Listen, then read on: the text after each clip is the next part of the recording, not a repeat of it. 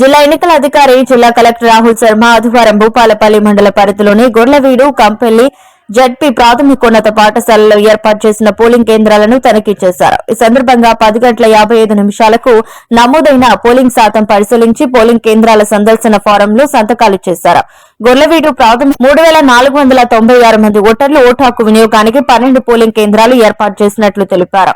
కార్యక్రమంలో తహసీల్దార్ శ్రీనివాసులు, ఎంపీడీఓ తరుణి ప్రసాద్, రిటర్నింగ్ అధికారులు తదితరులు పాల్గొన్నారు.